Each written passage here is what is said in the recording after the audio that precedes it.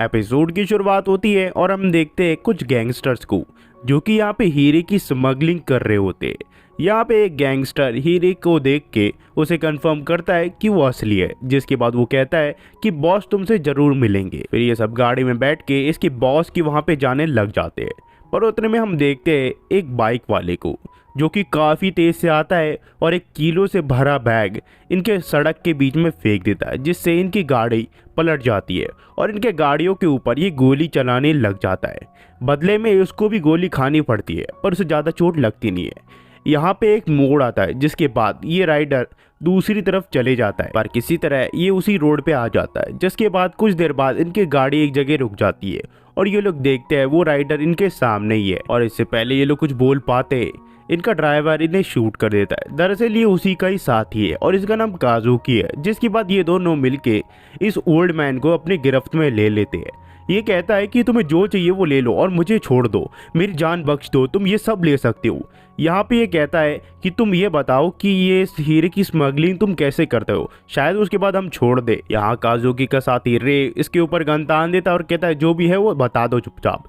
ये उन्हें फोन दे देता है और कहता है इसमें सारी इन्फॉर्मेशन है। पर अचानक से काजुकी को किसी का फोन आता है। वहाँ पे वो लेडी कह रही होती है कि तुम्हारी डॉटर काफी ज्यादा बीमार है। जिसके बाद काजुकी रे के ऊपर गुस्सा करने लग जाता है। वो कहता है तुमने बताया क्यों नहीं कि मेरी की तबीयत खराब हो रही थी। यहाँ पे ये कहता है इसमें मेरी कोई गलती नहीं है। बीच में ओल्ड मैन कहता है तो ये लोग उसे गोली मार देते हैं और कहते हैं कि हमें जल्दी से उसके पास पहुंचना पड़ेगा।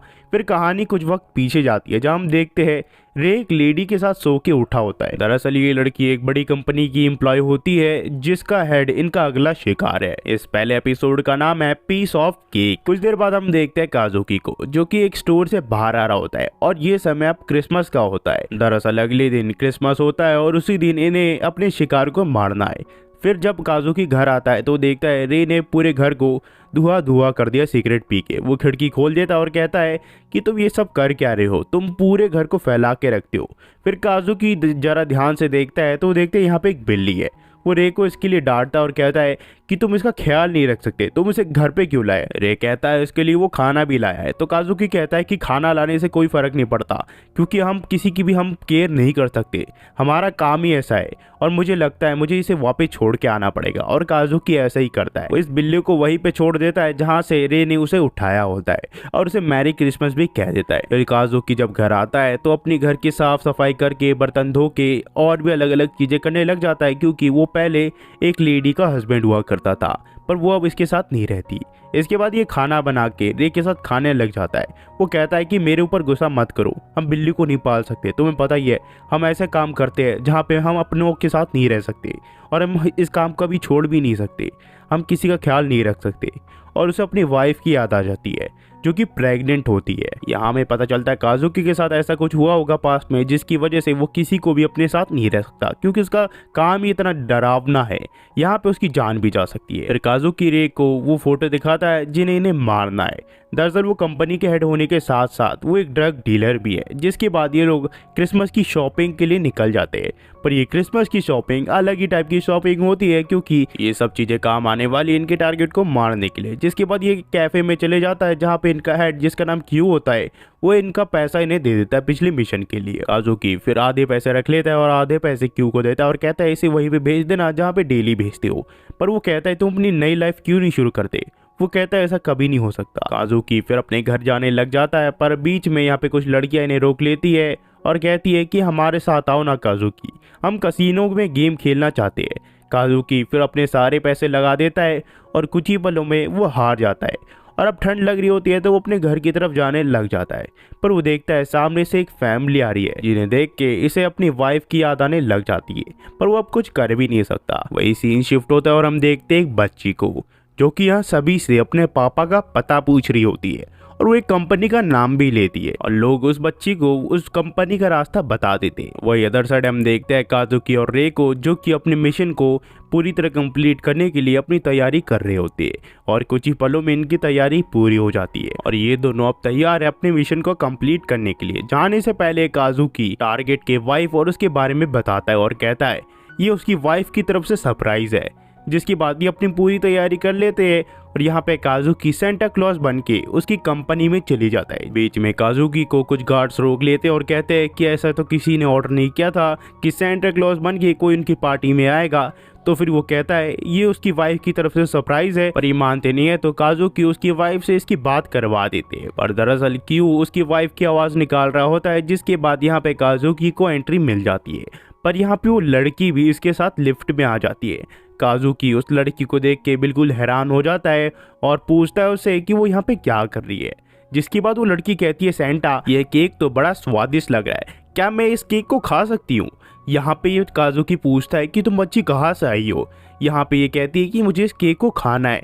और यहाँ काजुकी उसको देख के वो रह नहीं पाता क्योंकि ये लड़की काफ़ी ज़्यादा क्यूट होती है और वो उसे कह देता है कि तुम खा सकती हो। और ये बच्ची उस केक को खाने लग जाती है। इस बच्ची का नाम मेरी होता है और ये भी हमारी मेन कैरेक्टर है। यहाँ पे फिर काजू से पूछने लग जाता है कि यहाँ पे क्या हो रहा है। तो काजुकी कहता है कि वो बच्ची केक खा रही है।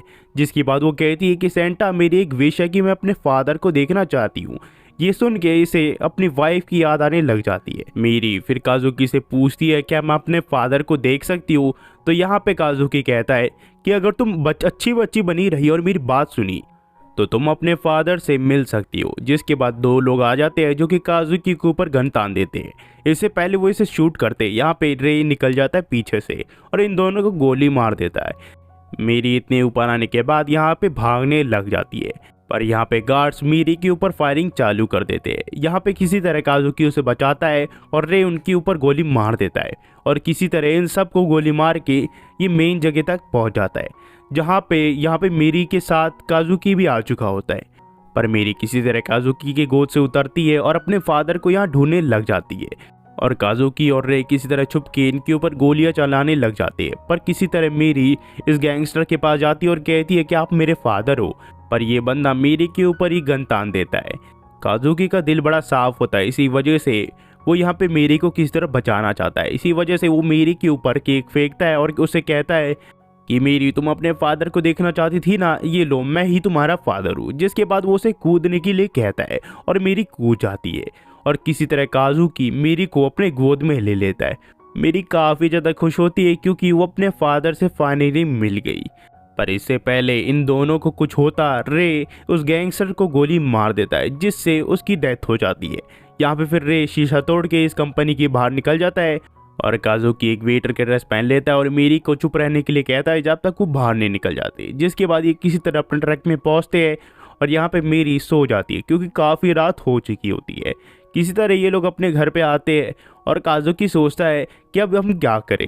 रे फिर कहता है तुम तो यहाँ पे एक बच्ची ले आए, मैं तो सिर्फ कैट ही लाया था। काजुकी इसके ऊपर गुस्सा होता है, वो कहता है कि कैट की बात अलग होती है और एक बच्ची की बात अलग होती है। फिर इन्हें पता चलता है जिस बंदे को इन्हें मारा है अभी अभी वही इसका असली फादर था और उसका अफेयर चल रहा था। और जो कहानी है वो यहाँ से टू बी कंटिन्यू हो जाती है। अगर आप यहाँ तक देख रहे हो गाइस तो प्लीज़ लाइक एंड सब्सक्राइब कर देना। इस एनिमी का नाम है बडी डैडीज एंड ये अभी रिसेंटली रिलीज़ हुई है। इसके 2 एपिसोड आए हैं एंड जो अगला एपिसोड है वो 20 तारीख को आएगा, तो मैं उसे भी अपलोड कर दूंगा और सेकंड एपिसोड भी मैं जल्दी अपलोड करने वाला हूँ। तो जब तक के लिए मेरे चैनल को लाइक एंड सब्सक्राइब कर दीजिए ताकि ऐसे एनिमीज़ आपको मिलते रहे। Thanks for watching.